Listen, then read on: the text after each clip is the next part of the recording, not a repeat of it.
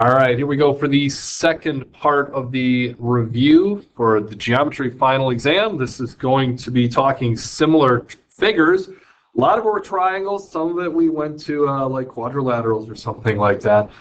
There's not nearly as much on the final relating to this as what we have with the previous unit on the polygons and quadrilaterals.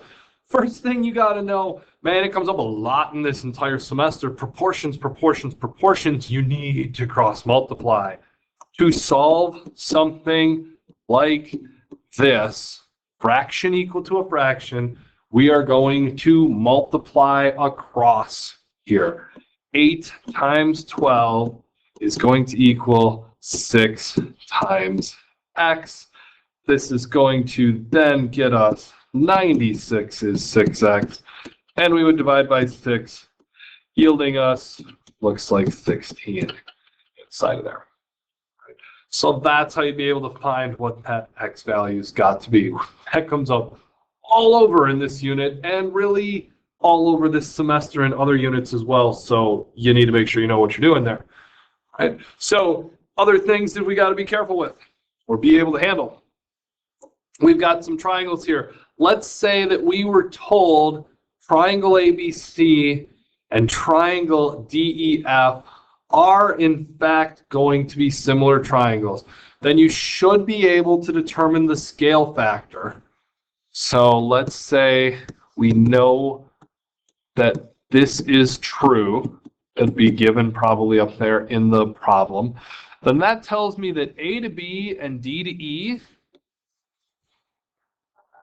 they aren't necessarily the same length, but they are similar to one another. And then the same thing's got to be true of B to C and E to F. This one is not the identical length, but a similar length to this one. And the two yellow ones that are left, A to C, D to F, also have to be similar. All right, so your scale factor essentially is take the length of one of the green ones divided by the length of the other green one, or a red length divided by a red length, or a yellow divided by a yellow. Now they've wanted you to put the one from the left side on the top, so make sure that you keep that in mind. We'll look at an example of this here in a minute. Congruent angle pairs. Well, if this is the case, then I know this and this guy have got to be congruent. Angle A is congruent to angle D. The second one and the second one are congruent. Angle B is congruent to angle E. And the third one to the third one. That's pretty basic. The angles have to be identical in there. The side lengths, however, do not. So the ratio of the corresponding sides, now this would be like as if we were, try to clean this up a little bit here, some of this stuff. If we were then to divide, one of our lengths by one of the other lengths. So if we took like the green A to B, oh, I didn't want it under color, that's right. A to B divided by what is it similar to? That would be D to E. Then we go and do the other ones. BC from the little triangle has to be congruent, or excuse me, similar to EF. And C to A, same deal as F to D. And so that was kind of one of the things that we did in that particular unit. I would say much more likely this is the kind of thing that you're going to be asked to do, where you have to identify what some of those numbers are going to be in here. So I'm going to fill in a couple of values. There we go. So those triangles are similar. Find the scale factor, solve for x, y. So the first thing I'm going to do is figure out, well, which pair do I actually have on here? Because one of them is like a side x, one of them got a y plus 3. There's got to be enough for me to have a pair here, though. So like A to B is the similar side to DE. Well, one of those does not have a number, so I really don't want to use that particular one right now. So let's go someplace else. Let's look at B to C. It's already got a letter. And E to F. Those two are similar. And then the two yellow ones, aha, there is what I'm looking for.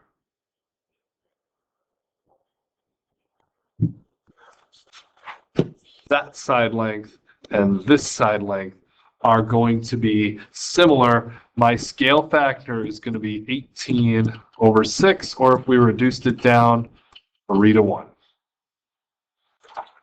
So now we're going to set up proportions to solve for x and y in here. I'm going to start with that 18 over 6, or I guess you could have used 3 over 1. Now the 18 comes from the triangle on the left-hand side, so I am now going to go and grab one of the other ones, like the 7. Well, the 7 is the green side. That one goes with this one over here, y plus 3. Now we got to do some cross multiplying in there. 6 times 7, that's 42.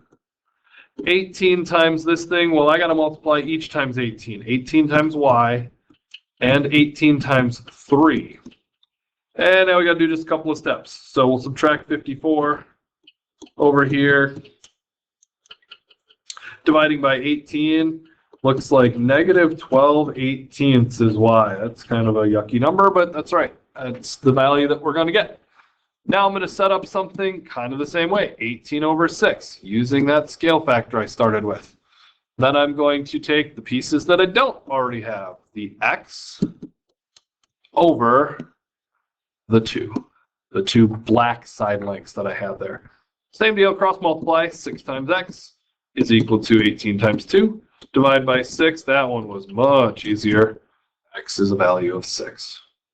It comes down to finding the scale factor so that you can set up the proportions for the other sides for the similar side lengths. There were also 3 triangle similarity theorems. So if you happen to know that all of the side lengths are congruent, well, congruent would work too, but similar is what I meant. I'm going to try this again. That was a whoopsie-daisy.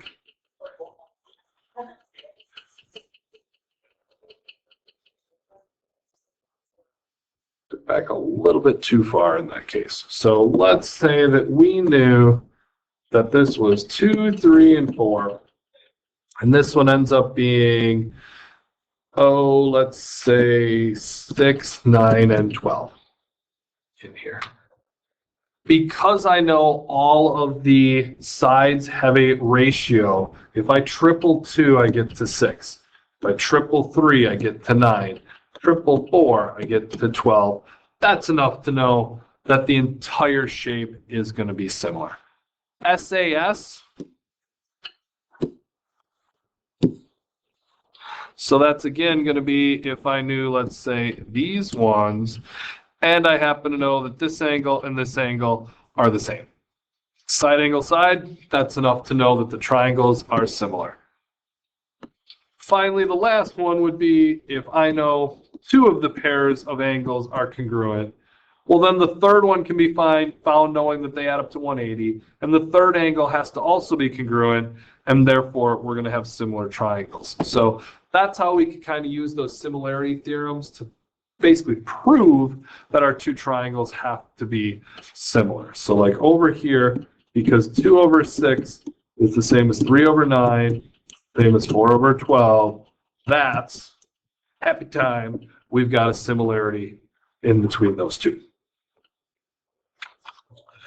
And there's also a couple of other types of equations that we've got to be aware of here. And so we did have some of these where if we had some kind of a parallel pair of lines, then what we knew is that it in some way split this up so that like 11 over 27.5 had to equal 4 over x. Cross, multiply, and solve. So multiplying these, I got 11x. Multiplying those, I got 110. Dividing by 11, it looks like x is 10. That way the ratios still hold if we plug them back into the equation and check. Right. There was another rule that said if we had a triangle where we had a line that bisects, or a segment that bisects one of the angles, like we've got going on up here, then what that means is I could put my 4 over this guy, so that's all in one side of it, and then put the 7 over the x plus 5. And now, again, it is cross multiply and see what we've got. So multiplying here, this one's going to take a little more work. 4 times x, 4 times 5. Over here, 7 times 2x, 7 times 1. Oh, if I subtract 4x on each side, we'll get here. Subtracting 7, get me back to there. Dividing by 10 is going to get me 1.3 in there for my x value.